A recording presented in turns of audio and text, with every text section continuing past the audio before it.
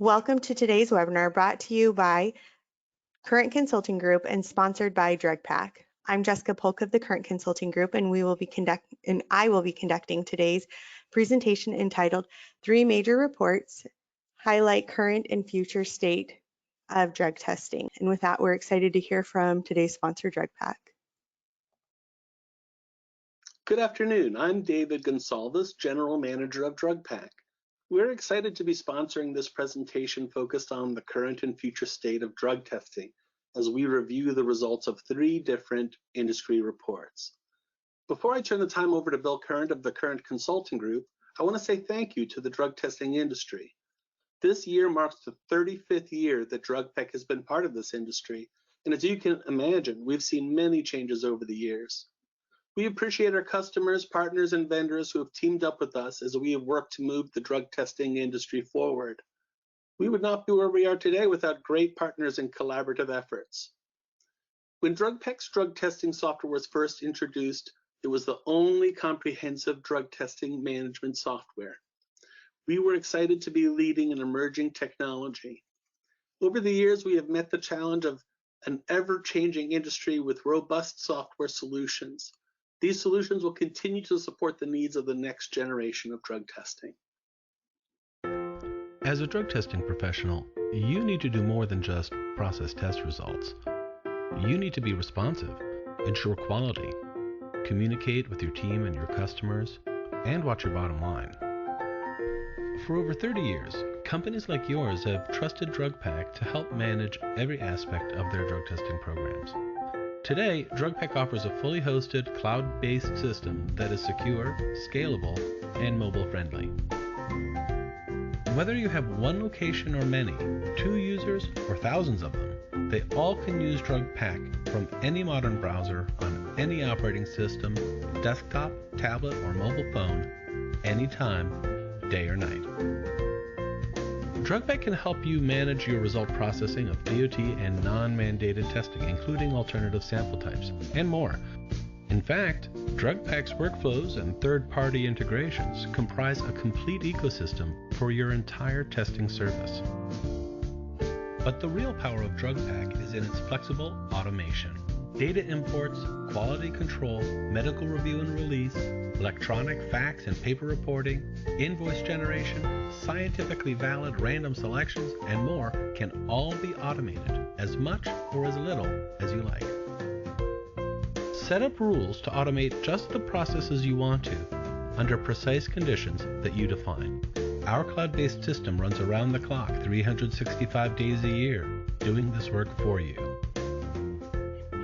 DrugPak helps you harness the power of the latest technologies to control, automate, and oversee your business, anytime, anywhere. To learn more, visit drugpak.com. There you can watch more videos, explore our Knowledge Center, or contact our sales team.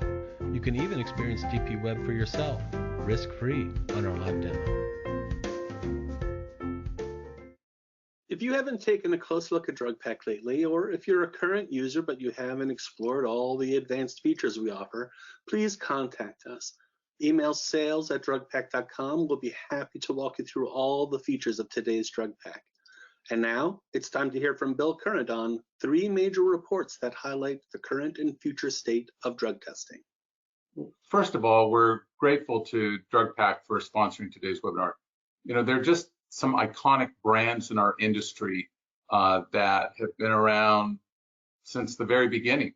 I mean, I got into the drug testing business in the late 1980s. I know probably some people on the call were with me back in those days, but DrugPak has been around for a long, long time, and that says a lot. We're here at the Current Consulting Group. We're celebrating our 25th anniversary this year, and DrugPak's got 10 years on us. So we're grateful to have them as the sponsor of today's presentation and for our relationship and association with them. So thank you, David. I'm going to, in a minute, turn the microphone over to Jessica so she can do a couple of opening poll questions of our audience. But in addition to myself today, I will be co-presenting with our Vice President of Business Development here at the Current Consulting Group, Rick Tennant. Rick's been in the business a long time as well, not quite as long as I have, but he's been in the drug testing business a long time. He's worked for some big third-party administrators at lots of different levels. He understands drug testing from A to Z, especially the federal regulations. We often use him for a variety of things as he serves in the role as Vice President of Business Development here at Current Consulting Group. So what we're going to do, let me take you through the agenda first. Hold on here, my mouse to work. There we go. We're going to talk about some substance abuse trends that we discovered in the annual report from the Substance Abuse and Mental Health Services Administration that came out this year. So this is the latest data. Now, it always is a year sort of behind schedule. So this is data that was collected last year. It's a 2023 report based on data from 2022. We'll first do that. Rick will take us through that, and then the highlight key trends found in the Quest Diagnostics Drug Testing Index from 2022. Not that old, but the latest one that's available. And I'll help us with that. We'll review findings from a 2022 drug testing industry and a 2022 employer drug testing survey conducted by the Current Consulting Group, and we'll explain a little bit more about those in a minute. And then identify how to use this information to make important policy decisions. So that's the agenda we're going to follow. Rick's going to take us through the first half of it, then I'll jump in and take us through the second half. So with that, let me turn the virtual microphone back over to Jessica so she can take us through our poll questions. Great, thank you so much, Bill. And as we get started with our first poll, have you experienced a decrease in positive drug tests? So I'm going to go ahead and launch that poll for us. So if you're on the call with us and you can help us with this particular poll, please feel free to chime in. And as we said before, have you experienced a decrease in positive test results? Yes, no, do not know, don't know. Anyone is helpful, and there are no right or wrong answers right now. So we'll just, it looks like we're slowing down. So I'm going to go ahead and close this poll, and I will share the results. 10% of participants said yes, 78% have said no, and 13% have said they don't know. And so we have one more follow-up question to this. And let's see. Are companies adjusting their testing panels to exclude drugs or drug categories? And so I'll go ahead and share that poll with you as well so you can participate. And again, we appreciate your participation. Please feel free to chime in. Are companies adjusting their testing panels to exclude drugs or drug categories? All right, we're slowing down again. So we'll go ahead and close this poll and share the results with you. 70% of participants said yes, 26% said no, 5% said don't know. So I'm going to hide these results again, and I'm going to, let's see. Thank you, Jessica. Thank you, Bill, and thank you, David. We're happy to be here with you today, and I'm going to take you, as Bill mentioned, I'll take you through the first survey that we're going to, or the first report that we're going to reference today. And with that, we're going to go through 7 slides. We're going to end right where we started, which is right about here. The first slide, as you can see here, the conclusive evidence that we've got is drug abuse is up. Positive test results are also up. The number of companies testing for marijuana are down, and we've been seeing this trend over the last couple of years.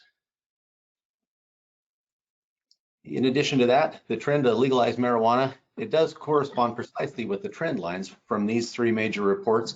We're going to go through, as I mentioned, a total of 7 slides just to share some of the data and the findings from the SAMHSA survey. So with that, the next slide, please.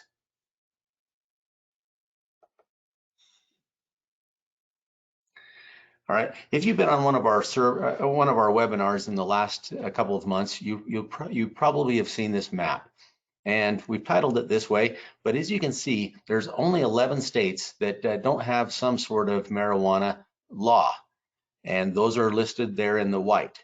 Obviously, you can read there the key. The orange states reflect states that have recreational marijuana laws, and then the blue states represent states that have medicinal cannabis laws. And with that, we keep this map updated, and in addition, we watch and keep track of states that are looking at different legislation for both recreational cannabis use as well as medicinal cannabis use. So,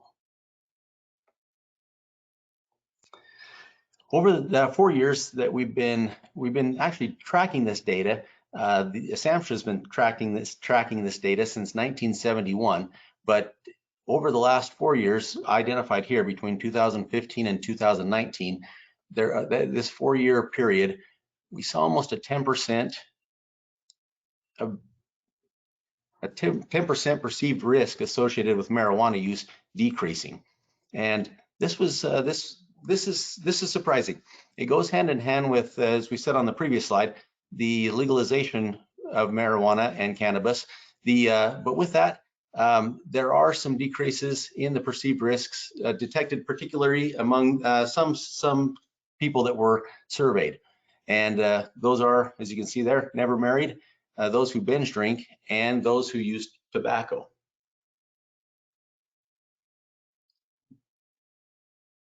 Now, jumping into the meat of the substance abuse, or the SAMHSA report, this report is called the National Survey on Drug Use and Health.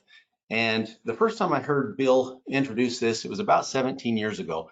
And the explanation that he shared with me has stuck with me, and I'd like to share it with you today. This report is done, it used to be done exclusively in person, using paper and pencil to jot down the responses. Over the last few years, they've also included or broadened it to include web responses. And so it's an automated report. But 17 years ago, when I first heard about this, Bill explained it this way, and he says, imagine you're sitting home at dinner with your family and the phone rings. Now, in those days, we had landline phones, and so you pick up the phone, and instead of it being somebody soliciting you to refinance your house or apply for a credit card, the person on the other end of the phone identified themselves as a representative from the United States government, and they wanted to talk to you for a few minutes about your illegal drug use. And so with that, it was gathered, over the phone, face to face, in some cases, and then it was then the data was shared with people. And so, as I mentioned a moment ago, this survey has been around since 1971. And they gather information in a variety of ways today, but back then it was just done by phone survey as well as in person. I have to say, over the course of the last 17 years, hearing this made me answer more phone surveys than I ever had, which led to me being signed up for various junk mail and different things over the years. But nevertheless, it was something that made me realize how surveys are done, and some of them are legitimate. So as you can see here, we wanted to identify 3 major areas of this survey, and the subsequent slides are going to speak to these 3 areas. The first one there is, as you can see, in 2021, there are more than 61.2 million people or older that used illicit drugs in 2021. That's just overall. Now, this represents an increase of almost 2 million people from the previous year in 2020. And 1.9 million people using illicit drugs. It's, yeah, the population has increased, but that's also a lot of people that have chosen to partake in illicit drugs. And so the next point there is marijuana is the most used illicit drug. And you'll see on the next slide here, when we get to that in a moment, just how that trend has changed over the course of the last few years. But the data points there are 52.5 million from the previous year of 49.6. And then also the new topic surveyed this year was vaping of marijuana or cannabis. And 36.4 million people admitted to vaping marijuana in 2021. So with that, the next slide shows a couple of trends in different drugs. As promised, that marijuana being up from 2020, you can see that it's a 17.9, almost 18% increase over the previous year. So more illicit drugs are being used. And in addition, one other anecdotal piece of evidence, this survey also includes alcohol abuse and use. And with that, the people that are polled and talked to in these surveys are people that are regular, everyday Americans. They're not institutionalized or in any type of long-term care, but this can include people that are in halfway houses. This can include people that live on Army bases or other armed forces bases, but not. It does exclude active military, and it does exclude anybody who is institutionalized. That includes jails and prisons. So with this, there's one. So with that, the alcohol point or the alcohol piece is we have a friend who's in the container or the packaging business, and as COVID started back in 2000 and in 2020, this gentleman and I were talking about alcohol consumption, and he being in packaging, he supplied packaging for a couple of alcohol distributors, specifically beer distributors. And as we talked about this, I mentioned that that more use was up, and he paused for a minute and he said, that's interesting. He said, we have seen a double, he says, in the packaging world, we've doubled our sales to these beer distributors. He says, I know it's not necessarily something that you can track. He says, but my business has been affected, he says, positively in this case. And so with that, more drug use across the board is up from drugs of all shapes and sizes. So as that first slide that I started off with, the three major points that we wanted to talk about, this being one of them. Marijuana use is up. The fear of harm is down for using marijuana. And then the first-time users is now in the millions. You can see the correlating data points there for each of these bullet points. And I want to jump to the bottom there. Among people aged 12 or older in 2020, 2.8 million people initiated marijuana use in the past year. So almost 3 million people decided to try marijuana for the first time. Now, if you remember, back in the 80s and early 90s, we had the DARE and Just Say No campaigns, and at that point the government was doing a good job of educating or sharing with people the idea that drugs can be harmful, and especially illegal drugs that aren't measured or monitored by the FDA or any other governing bodies. And with that, it did shape a perception. And obviously, over the last few years, with legalization being an issue and being something that is adopted by all but 11 states so far, perception is going to change because it was illegal and now it's not. Next slide, please. Lastly, as I promised, we're going to end up right where we started, and that is the bottom line. Marijuana use is up, fear of harm from using marijuana is down, and again, the first-time marijuana users each year are in the millions, almost 3 million from 2020 to 2021. So with that, thank you, and I'll turn the time over to Bill. Thank you, Rick. And Rick's comment about alcohol reminds me something we didn't include in this presentation. A different study came out last year that showed that the majority, and by a significant amount, the majority of people who use marijuana at the same time simultaneously use alcohol. So as we see the legalization of marijuana spreading across the country, there's undeniable proof that there are more people using marijuana, but a majority of those marijuana users are using alcohol at the same time. So they're getting high and they're getting drunk.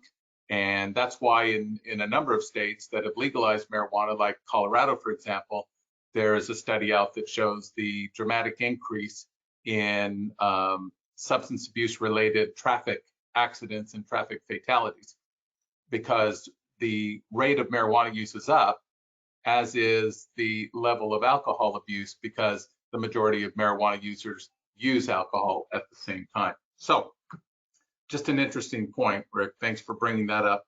Now, a study that comes out every year, which is really one of the most interesting studies in all of my 30-something years of being in the industry, is the Quest Drug Testing Index. Quest being one of the major drug testing laboratories, and they're generous enough to share the results of their drug tests, the results from all of the drug tests that they conduct each year.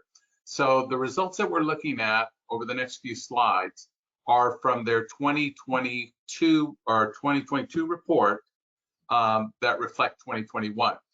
The 2023 report that reflects 2022, if you follow me on those numbers, will be released at the NDASA conference in May in Bellevue, Washington. So we look forward to that. But the results from the drug testing index, the DTI, are fascinating because they show various trends in positivity rates by drug category, by industry, or by non-DOT versus DOT, or the two combined.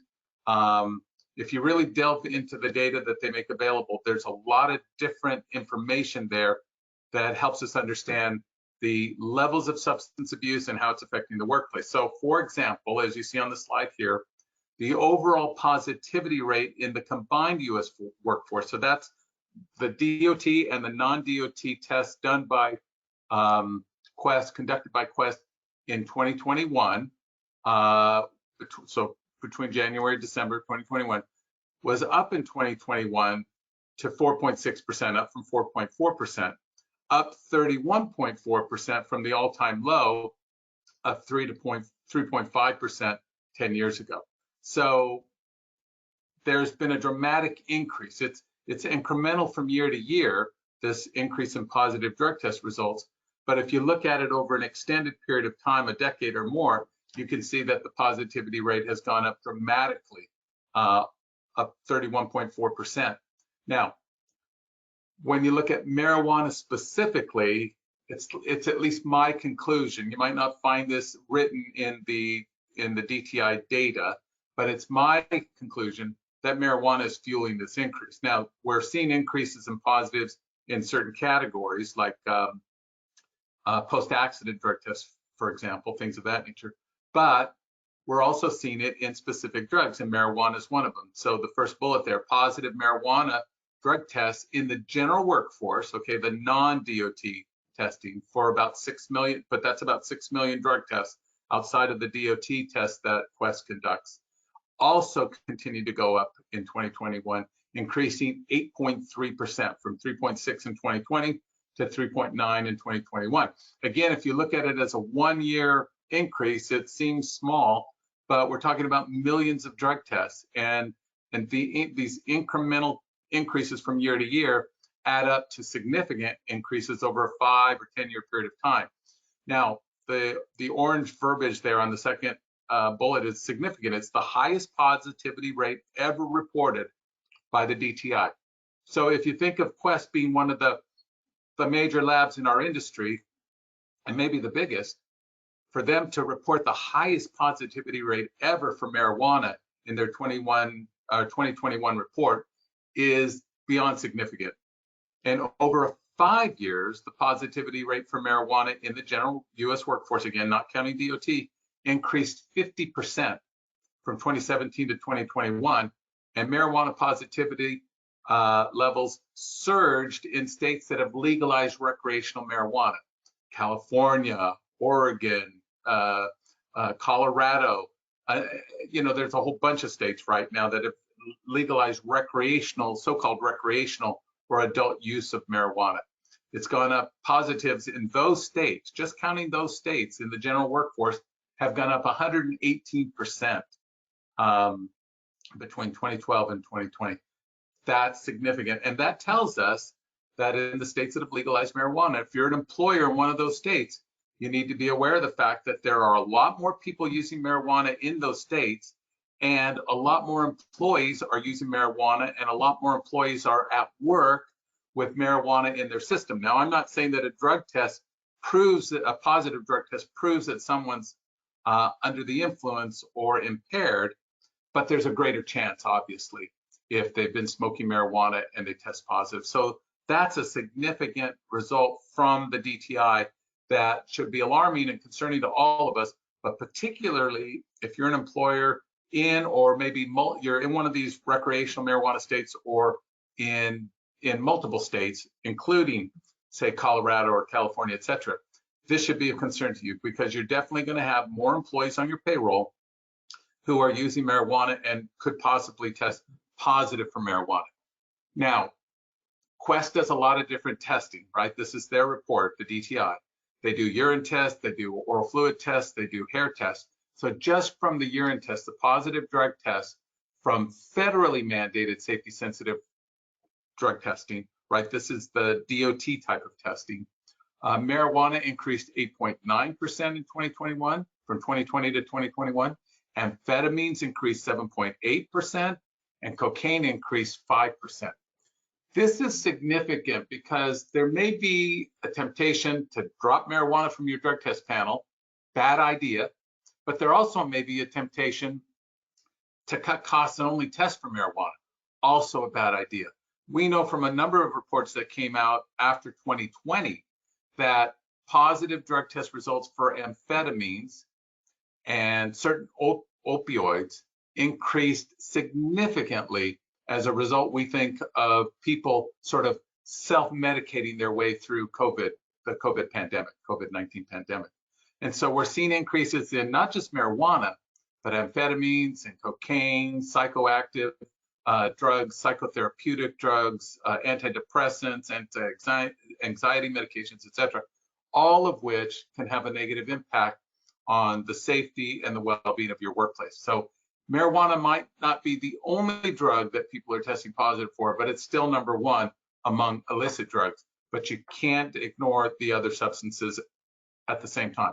You really have to have a comprehensive drug testing program that includes marijuana. I would never advise a company to drop marijuana from their panel, even though I'm about to show you some statistics that are going to be alarming to you on that question. But you shouldn't drop the other drugs either. You should have a comprehensive drug test panel that includes marijuana, but also includes cocaine and opioids and amphetamines, et cetera. So every year, the Current Consulting Group, we're in our 25th year. So this year, I founded this company in 1998. We're celebrating our 25th anniversary this year. And every year for 25 years, this is the 25th time, we have conducted a survey of the drug testing industry. In other words, we survey third-party administrators, laboratories, MROs, et cetera, and software management companies like DrugPack. And we asked a series of questions about trends in the industry. About 6-7 years ago, we started conducting a similar survey, but of employers' drug testing programs. Let me take you through some results of both. They're going to kind of be mingled together, so I'll point out where I'm talking about the industry survey or the employer survey. But keep in mind, we've got 25, this will be our 25th year, so we've got 24 years of data from the drug testing industry survey. So we're able to look at some trends from a very interesting perspective. So one of the questions we asked, excuse me, one of the questions we asked is, have you had clients eliminate marijuana testing? In other words, have they dropped marijuana from their drug test panel? That big orange piece of the pie at the bottom is yes, but not that many. Okay, 63%. Just above it to the right, yes, too many, 15%. And then look at that gray wedge over there at about 10 o'clock on the dial. No, but we expect some to do so, 7%. So 22% have said yes, too many, or we expect them to, even if they haven't done it yet. But if you add the yes, but not many to the mix, it's about 85% of drug testing providers have had clients drop marijuana, or they expect them to be dropping marijuana from their drug test panel. That's a dangerous trend when you consider the dramatic increase in positives that we just saw in the drug testing index from Quest, and the increased level of substance abuse that Rick talked about in the SAMHSA report.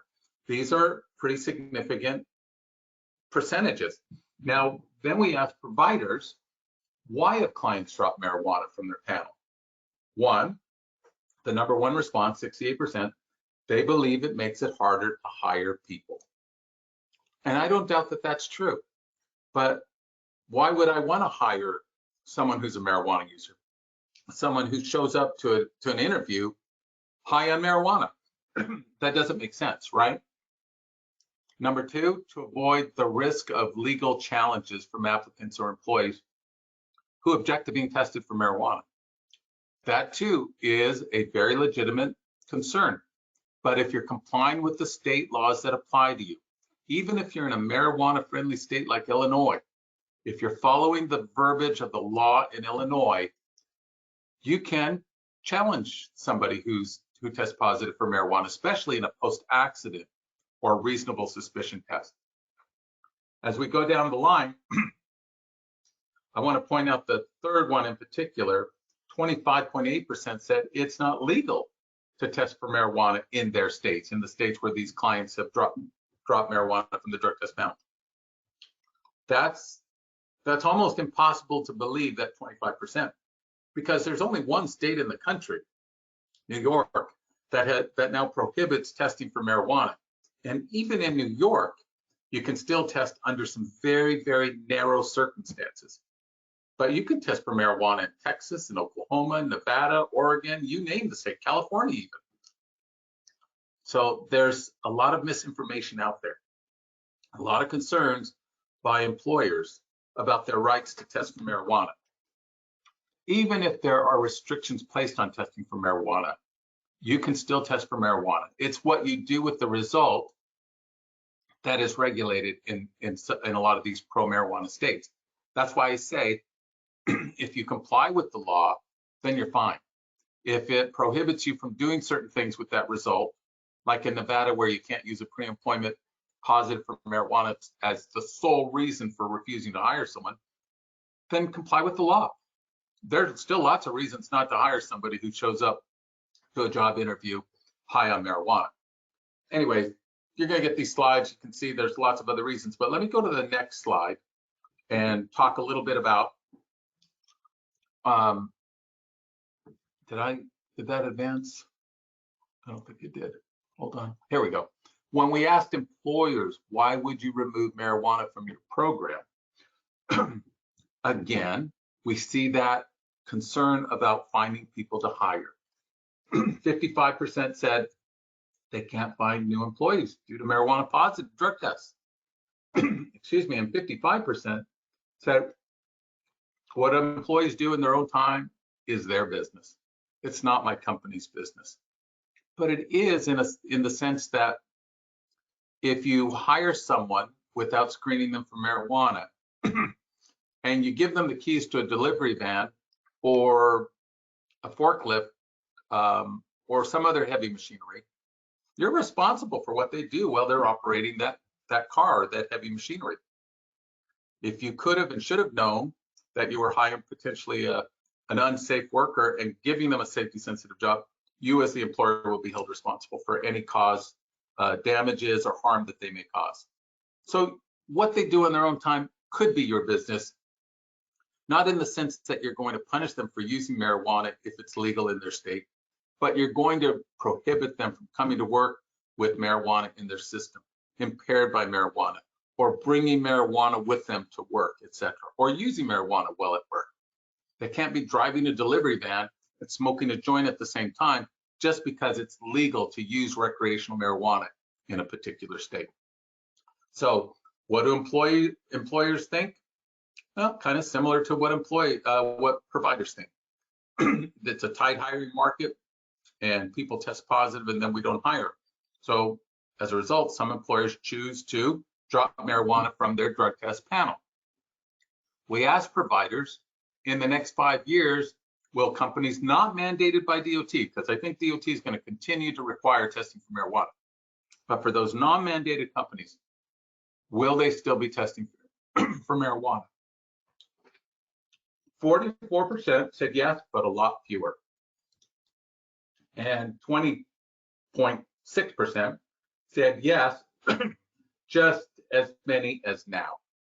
So those are the two extremes, right? 44% yes, but a lot fewer. 20.1% yes, just as many as now. But look over there at 9 o'clock on the dial.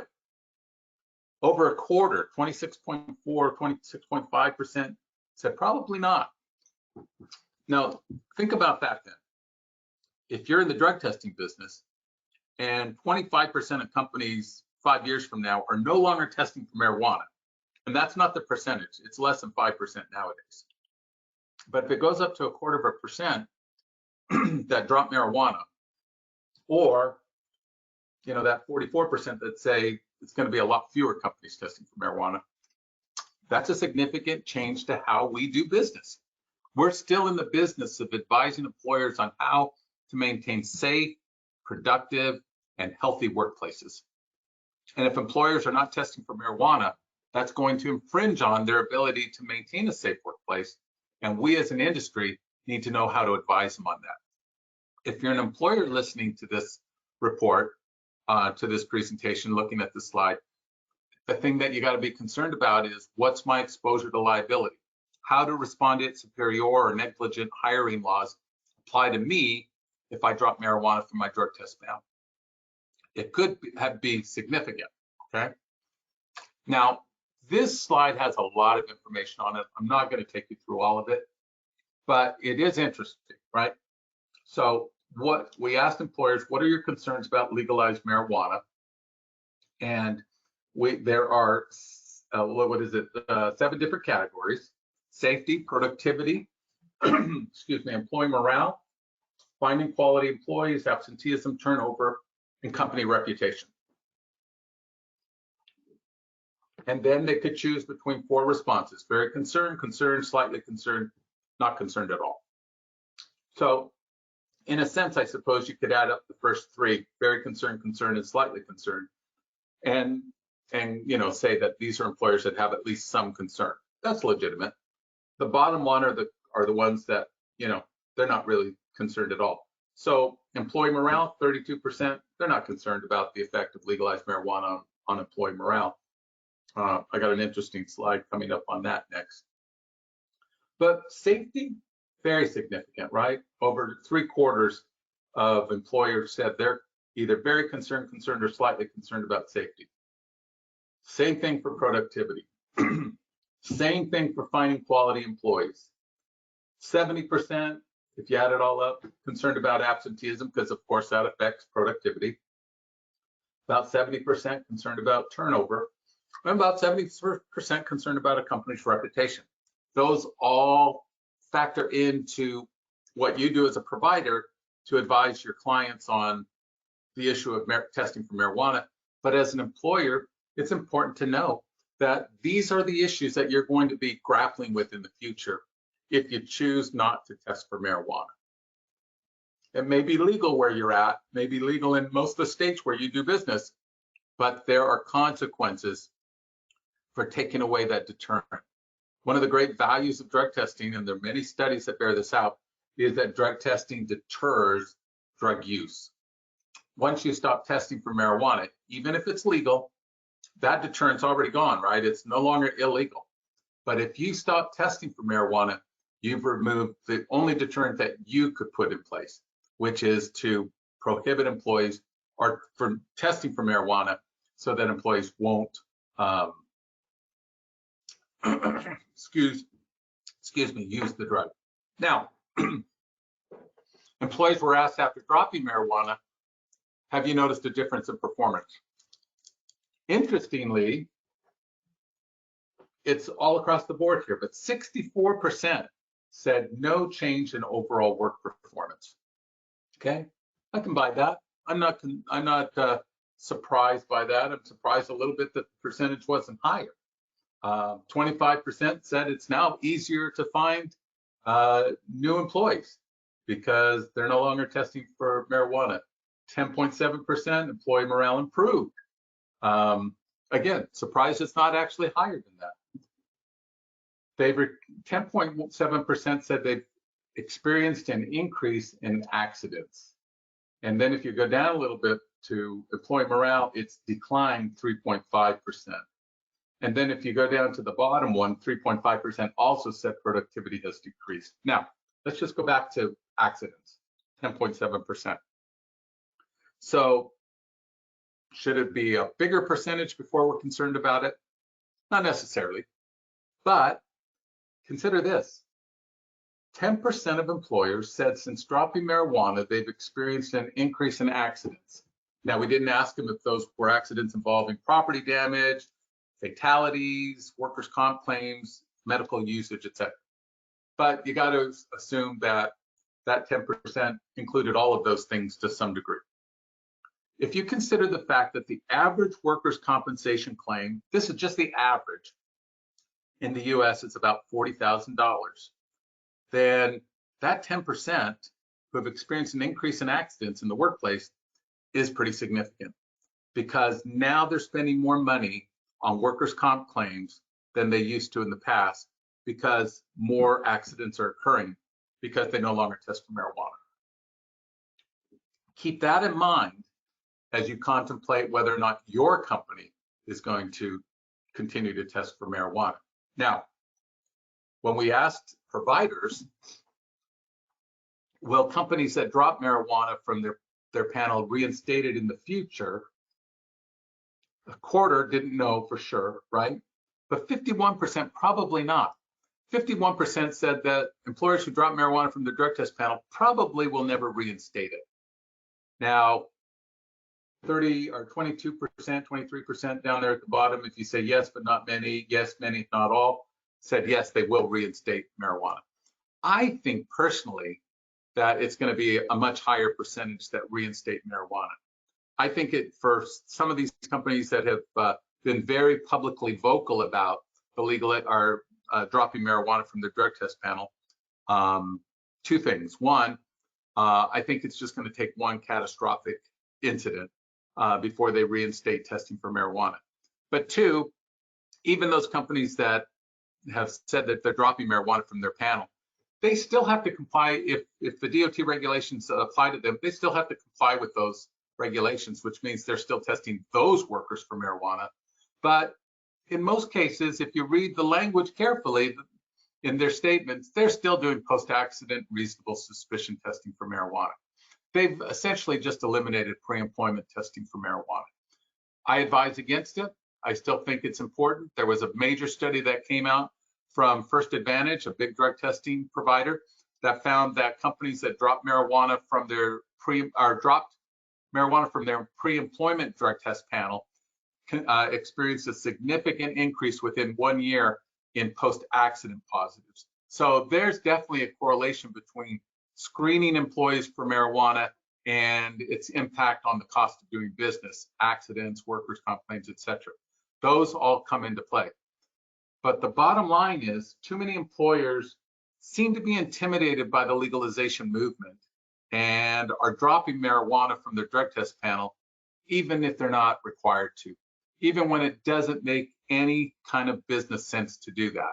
So going forward, companies that are trying to figure out how to address the marijuana issue have to be very careful about how they address it in their drug testing policy. We get lots of requests for this kind of information. DrugPack can help you with this, if you're grappling with this issue as well. But you shouldn't be, like Rick talked about with that one slide with the map, don't be intimidated by the map. Yeah, it looks overwhelming at first that so many states have legalized marijuana to some extent or another, but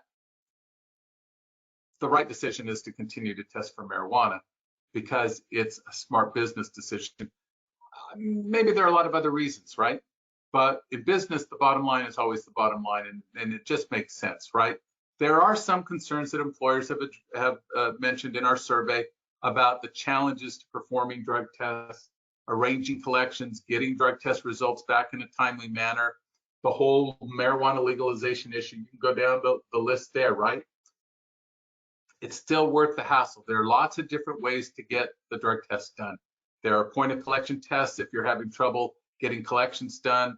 There's oral fluid testing now, which has been endorsed by both SAMHSA and DOT at the federal level, that make it possible that give you an alternative to urine that may be more attractive, less invasive, excuse me, depending on your workplace, your circumstances. Let's say you're a construction company on a remote business or remote work location.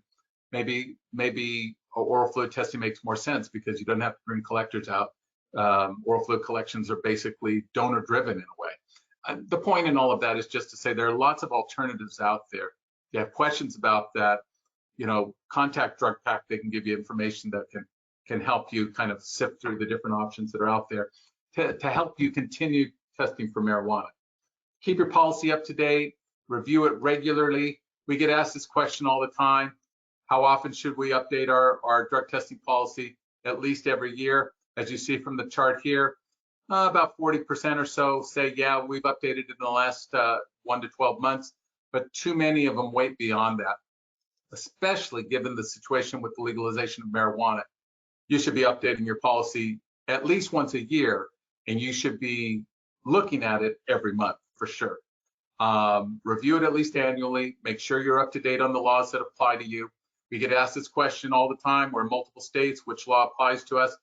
The answer is all of them do. But for employers that do drug testing, that stick with it, there are benefits. And the most attractive benefit is improved safety in the workplace. 83% of employers cited that as their benefit from doing drug testing. So drug testing works. It helps to create a safe work environment, a place where your employees can feel good about where they work and feel safe during the day and know that their employer cares about their well-being because you take this issue very carefully. Don't let these changing laws scare you away. You still have the right to do drug testing. Drug testing in itself, aside from the marijuana issue, is legal in all 50 states. And so there are a lot of options that you have in how you do the drug test. But I think drug testing still makes sense for many, if not the vast majority of employers. So with that, Rick, let's entertain some questions. What have we got? Jessica? One question is, and it was kind of asked in a couple ways, but with testing for marijuana down, when do you think we will see updated data statistics on accidents and other costs that the U.S. has identified as being associated with marijuana use? That's a great question. And that corresponds with another question that we get a lot, which is, which drug testing method, excuse me, has the ability to identify impairment? Well, first as a lead into that, no drug testing method identifies impairment, either legally or scientifically. But you can create a correlation between the drug test method and its ability to detect recent use. Oral fluid testing, for example, tests for the parent drug and not a metabolite of the drug, meaning that drugs become present in oral fluid within minutes after usage, whereas with urine, you've got a lag time of about 6-7 hours, and with hair, you've got a lag time of about 7 to 10 days. So that's one important thing to keep in mind. But I referred earlier to a report from First Advantage. Now, First Advantage is a huge company. They do a lot of things, but they do a lot of drug testing. And they put out a report last year on the impact of companies that chose to no longer conduct pre-employment testing. And what they came up with, this was very interesting. This just a quote, I'm going to quote from the study. Some customers facing open frontline positions and staffing shortages opted to pause their pre-employment drug screening programs to get candidates on board faster. During this same period, nearly all industries saw an increase in positive results from post-accident drug testing. So again, an increase in post-accident tests, average workers' comp claim, $40,000, could be higher if it's a medically referred accident or a vehicular accident. They tend to be, the average is over $70,000 on average. But from their report, the industries that saw the highest increase in post-accident positives were number one, transportation, then education, restaurants/food services, technology, healthcare, the trucking industry, transportation, manufacturing, and retail. I throw the industry results out there, and they range from transportation, a 74% increase, to retail, a 15% increase, just to point out the fact that it's all across the board. Now, it may be more in some industries than others, less in some industries than others, but all industries are impacted by it. if you stop doing pre-employment drug testing, in virtually every industry, you're likely to see an increase in accidents, which will increase workers' comp claims, which will increase costs, which will ultimately have a negative impact on the bottom line. So we don't have an exact report like you're asking about, but this is very, very close. We have to do a little extrapolating to pull all the numbers together, but it's very, very close to a good answer to that question. I think every employer should be aware of these kinds of numbers before they make a decision to discontinue pre-employment testing, which, in the way that it relates to marijuana, is that the majority of companies that stop testing for marijuana stop it for pre-employment testing, not necessarily for post-accident or reasonable suspicion. So there's definitely a correlation there. Hope that helps. Thank you so much, Bill. Our next question is, I'm going to go ahead and send this over to Rick, if that's okay. The question came in, is there any non-DOT testing that is done virtually with supervision that carries weight as a drug test? Oh, thank you, Jessica. And this also is a great question. There are a few products out there, and candidly, and we've all lived through it, COVID made this almost made it possible a lot quicker than maybe it would have taken off without COVID being a thing. But there are a few companies and products out there that allow employees to either self-administer the test while having a collector or a monitor on the other end of a device, whether it be a phone or a computer. And then there are also a few products out there that are app-based that have the ability to monitor or walk the individual through the collection process. Now, typically these are oral fluid tests. However, I do know of one company that also does it with a urine specimen. Obviously, there's no, you don't take the phone or the computer into the restroom for the collection process, but with that, the oral fluid tests are the most convenient for this type of testing. And as the question phrased it, it is currently only available for non-DOT testing right now. Great, Rick. But will you just follow up, or Bill can follow up with this one about oral fluid and DOT, non-DOT regulations? Well, yeah. I'll take the first stab at it. So DOT announced last year a notice of proposed rulemaking back in February, so about a year ago, for the addition of lab-based oral fluid testing under the DOT regulations. That was a major move. SAMHSA had already issued final guidelines for oral fluid testing of federal employees. This would expand to DOT-covered employers and employees. We've been told recently that those final regulations are almost ready. Now, in federal government speak, that could mean a year from now, but we think it's going to be a lot sooner. We think it's going to be this year. We think it's going to be relatively soon. So when those come out, it's going to be significant. Keep in mind that you can do oral fluid testing in virtually every state now. Just Maine, Vermont, and Hawaii don't allow lab-based oral fluid testing.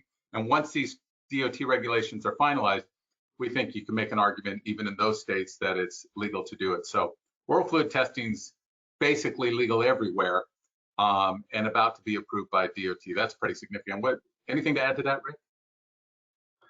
No, well, the only thing I have to add to that is that as DOT does allow oral fluid testing, the one thing that companies need to be aware of is their company policy.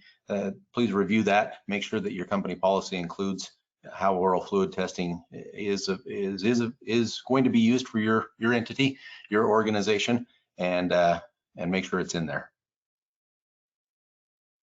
Okay, great. Thank you so much. We are coming to the top of the hour, and we want to go ahead and wrap things up for today's presentation. We want to thank Bill and Rick for their expertise on these different topics that we went through today, these reports. We also want to thank DrugPak again for sponsoring today's webinar. Again, you can get in touch with DrugPak If you have any questions about your drug testing software needs, they'd be happy to help with that. If you submitted a question that wasn't answered today, we will answer those questions offline.